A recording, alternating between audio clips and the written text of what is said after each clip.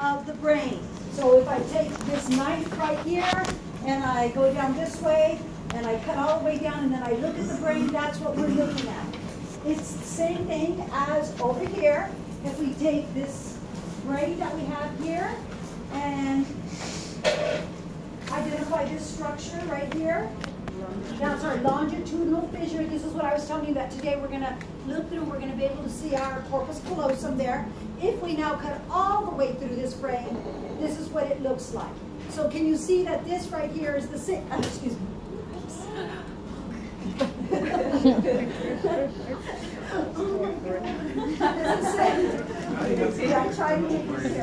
It's the same thing as this drawing that we have right here. I'll put them right next to each other.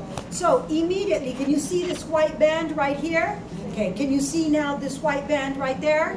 Okay, this structure that you see right there, that is the structure that earlier I was calling the septum pellucidum. Remember the septum pellucidum? I said it was a wall, a thin wall. And what we're going to do today is we're going to take our probes and we're going to poke through there, and we're going to see that there's space, the lateral ventricle behind that, and we'll be able to put our probe in there. There's going to be this huge space in there. So this is the corpus callosum, and this area from here where I have my probe all the way out, all of this, all of that, from here, again, from this structure, all of that right there, that is an area of the brain that we call the cerebrum. So if you want to try to kind of match where I'm writing mine, they will all fit, I promise, on this paper. Let me get this to full screen again and get that light off. I don't think your microphone's on. Okay, can you hear now? Testing, there we go. All right, thank you for letting me know. So now, if you write, what I was trying to say is that if you write more or less where I am writing, that it will fit all on this page. So first part is, let's go ahead and mark that all of this region right here, this is what we call the cerebrum. This is our cerebrum.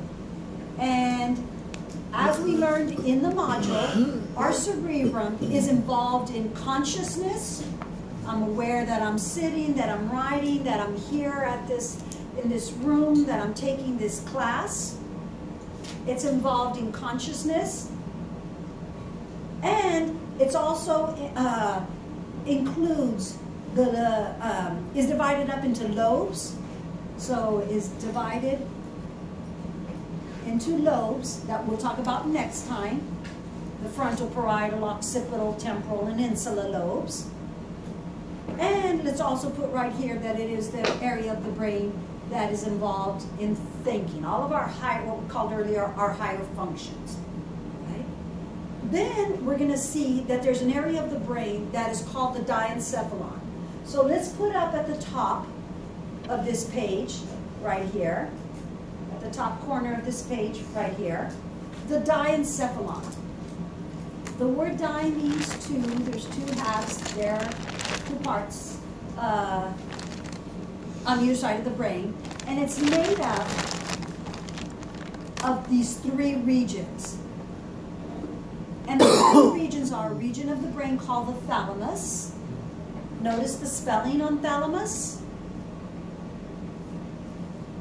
The hypothalamus, which is located where relative to the thalamus? What does hypo mean? Below. Below. Hypo means below. Let's put that if you need to, below. So it's right below the thalamus. And then the third part is called the epithalamus. And what does epi mean? Above. Above. So this epithalamus includes this region of the brain that is called the pineal gland. Pineal, you can see the word pine, like a pine cone. It's shaped like a pine cone. So this is the diencephalon. So the diencephalon is made of these three regions. So let's go up here back to our drawing. And in our drawing, I'm going to put in a green color over here, our thalamus. I'm going to color in our thalamus.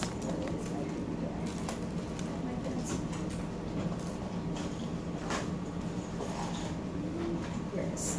Okay, so up here, this round region that we see right here, I'll go ahead and just kind of lightly shaded in like that. Can you guys see all of that region right there? That is called our thalamus. And so we're going to write it up way up here at the top. Let's draw a line here. And let's put that the thalamus is a really important part of the brain. Remember, all of these are made up of interneurons, right? Because the brain and the spinal cord is made up of interneurons. They're the ones that receive sensory info, analyze it, decide on a response, and send the response. And so what this thalamus does, it's often called the gateway. It's called the gateway to the cerebrum. And this is because it relays, it sends over, it passes almost all sensory info. The only exception is, does anybody remember? What is the only sensory info that does not go through the thalamus? Smell. Except smell to the cerebrum. So it relays all of this information. It's like a gate. It says, okay, all sensory info, you have to go through me, then you have to go, then you can go to the cerebrum. And so basically what it's doing is it filters this info.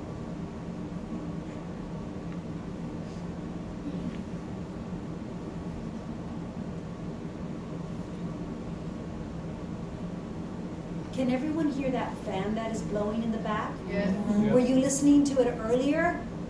Probably not, because your thalamus took that sensory info, it filtered it, and it sent it to the cerebrum and decided this is not important info. What's important is to hear Professor Juarez's voice and look at that screen.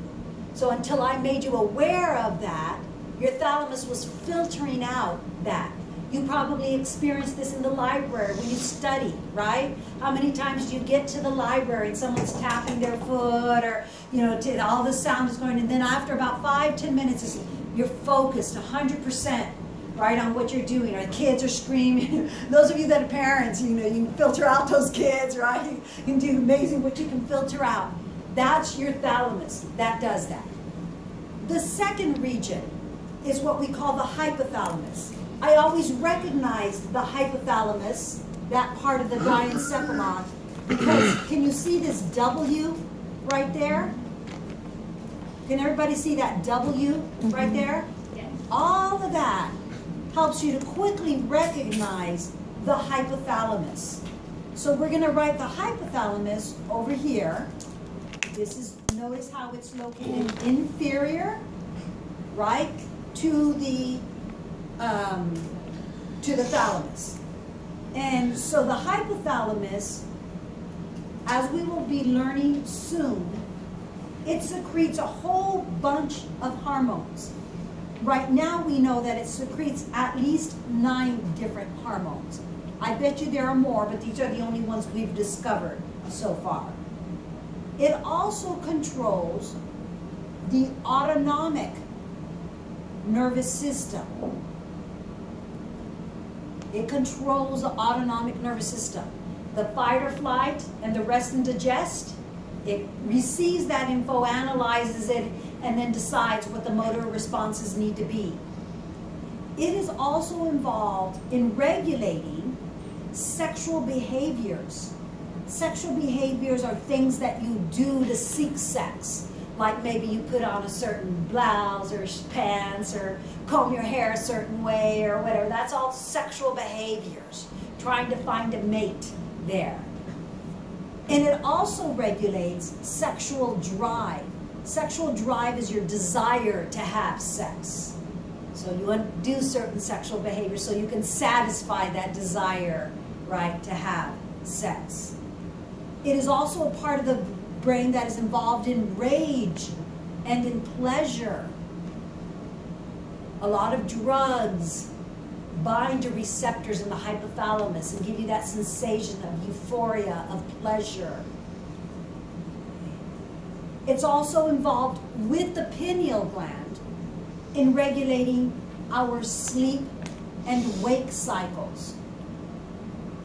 So one of the primary parts that regulates our sleep-wake cycles is the pineal gland, but this also works together with the pineal gland to regulate that. And then very important, it's also involved in the formation of memory. It is involved in the formation of memory. That's our hypothalamus. The third part of the diencephalon, so far we have the thalamus, we have the hypothalamus, and then if you look right over here, can everybody see this pine cone shaped structure? I'll color it in what, blue? Let me do it in blue here.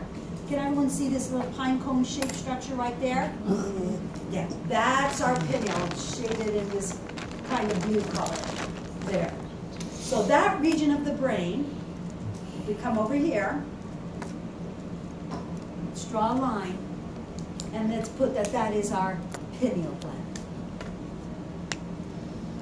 And our pineal gland, it secretes a hormone that is called, anybody remember? Melatonin. And you've probably heard of melatonin. They sell it over the counter when you're trying, like if you travel a lot and or you have work night shifts, things like that, to try to regulate your sleep-wake cycle. Because what your pineal gland does is it receives light information. And so it keeps track. It's like a clock. We call it our biological clock. And it receives, it's keeping track of how many hours of light have I had today. And after it's had a certain number of hours of light, then it decides now it's time for night. That's why even if you're going all day and you want to study, right? Ah, damn it, she told me to master this, and you're trying to study, and what keeps happening? You're falling asleep. That's because your pineal gland is keeping track of how many hours of light and dark. It also receives cue. This is why at night, when you're getting ready for bed, what do? You start turning off lights. You're giving cues to your pineal gland, letting it know this is now time for sleep. When the night, there's a dark cycle, that's when the pineal gland starts to secrete this hormone that helps to induce the sleep. So when you start working your first shifts, you will get to be nurses soon and physical therapists. Chances are you're going to get these awful night shifts. You got to pay your dues. Then after that, you'll get the good shifts. But you got to pay your dues at first, and you'll get these night shifts. So they might talk, and you might talk to your physician about how do I take, at what times do I take this melatonin to help regulate my sleep-wake cycle so I can function. All right, so it does that, and we'll put here it sets the body's biological clock, not just for sleep-wake. We'll put here for sleep-wake cycles, but also for puberty, menopause, different times, etc. in our life. It's keeping track of all of that. Now it's time for puberty, etc. The reason that we have the incredible onset, early onset of puberty these days, I don't know if all of you are aware that in the old days, the onset of puberty for females used to be about 13 years of age when you were 8th, 9th grade. Now you can have children as young as 8, 9 years old with this incredible onset of puberty. And so there are two hypotheses for which there's evidence of what's causing that shift. And so what they think is, first of all, we don't have normal light-dark cycles. The old days, nighttime would come and go to bed, and you go to bed. Now what happens with kids? You say, go to bed, and what do? Catherine? How many kids have TVs in their, how many kids have their own cell phones? How many have their own computers? So that's what's happening, is it's throwing off those light-dark cycles. So there's a lot of good evidence that's what's causing that early onset. Also, there's a lot of evidence for environmental contaminants that mimic hormones that are estrogen and testosterone hormones that are out in our environment. And that's also causing that shift in that puberty. So it's a big area of study right now. The next region, so we've got our cerebrum, we've got all of this was our diencephalon, and then we've got another region of the brain that is part of what we call our brain stem, And the brain stem is made up of 3 parts. It includes all of this section right here. And so the first part is this part, I'll color it here in blue, that is all of this, including, can you see these 2 bumps right there? You see those 2 bumps? All of that region of the brain right there is what we call the midbrain. Another name for the midbrain is the mesencephalon. Encephalon means brain. Mes means middle, because it's right in the middle of the brain. The midbrain or mesencephalon. And so this region in the brain is involved in visual reflexes, specifically an area of the midbrain called the superior colliculus. Yes, you must know that. It's involved when you see something out of the corner, like let's say that you're walking to your car, you see the bushes kind of shaking, you turn your head to see what that is. That's a visual reflex. Reflex, as we learned in our module 6.1, are involuntary somatic motor response. What's the somatic motor response? You contracted your right here, what was that muscle called? The sternocleidomastoid, to check and see what was that shaking of the bushes. Who was that I just crossed, that I just saw turn? That's this top little bump right here. It's the superior colliculus is involved in that visual reflex. The bottom bump is what is involved in what we call auditory reflexes. That bottom bump is called the inferior colliculus. So you have 2 bumps on one half of the brain and 2 bumps on the other. So we're going to call all of those together. That's an example of an auditory reflex. That's your auditory. You heard that sound, and right away you turned up to look at it. That's that sensory info, that sound went to the spinal cord from your ears, and it went directly to that inferior colliculus that analyzed it and generated an involuntary somatic response, motor response. So these 2 together, the superior and inferior colliculus, together make up what is called the corpora quadrigemina. We'll look at that in lab in just a little bit. This next part of the brainstem, first you have the midbrain, then you have this bridge or puente right here. This bridge that you see right here, let's color it all like that in red. That bridge is a part of the brainstem that is called the pons. And so the pons is the bridge that is between the brainstem and the cerebellum. It's going to send info to that cerebellum. Notice the cerebellum is located right here behind the pons. And what this pons also does is it smooths out the basic rhythm of breathing.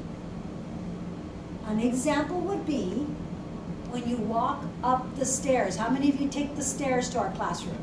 When you first get up that first stair, right? You're not even aware of your breathing. Go up the stairs, first floor, second floor, third floor. Then you go get all the way to the classroom, you walk all the way down the hallway, you get to that classroom, maybe you sit down, and before you know it, it's smoothed out again, right? You're not even aware of your breathing. That's the pons receiving that information and smoothing out the rhythm of breathing. It doesn't set it. That's another part of the brain. The part of the brain stem that we see right here that has this little bulge, that part of the brain is called the medulla oblongata.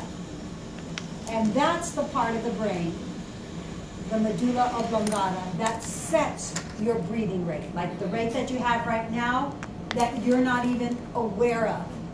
So the medulla oblongata, it works with the hypothalamus to regulate our autonomic functions, our autonomic division, the fight or flight or rest and digest. It's receiving sensory information, analyzing it, and deciding, okay, it's working together with that hypothalamus to regulate our autonomic functions.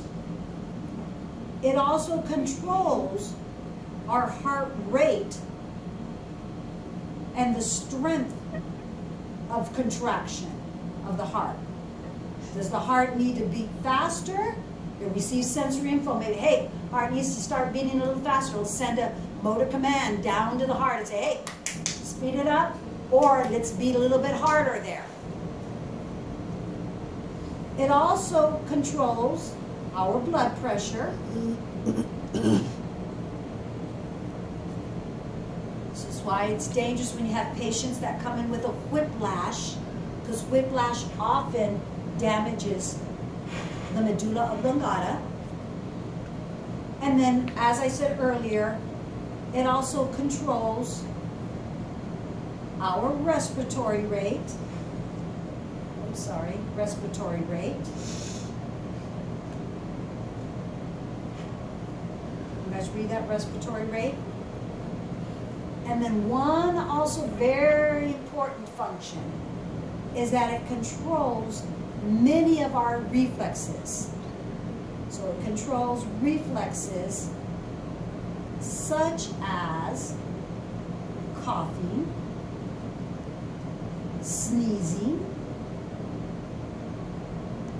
vomiting, etc. So again, what we mean by this, it receives sensory information, analyzes it, decides how to respond, and then sends out that response, sorry about that, it sends out that response, I have my timer on, through, it sends that response as appropriate, the motor command that's needed to cause the coughing, the contraction of the muscles to cause coughing or sneezing or vomiting. Okay? Everybody okay? All right, then earlier, one other thing, let's just put one other part of the brain right here. Part of this cerebrum includes what we can see right here. This includes our corpus callosum. And remember we wrote on the previous sheet of paper that the corpus callosum does what? Connects the two hemispheres. Very good, Amelia. It connects our two cerebral hemispheres. So, is it everybody okay on that, those regions of the brain right there? Everybody got that? All right. So now let's look up right here and let's look at these images and try to identify all of these various parts of the brain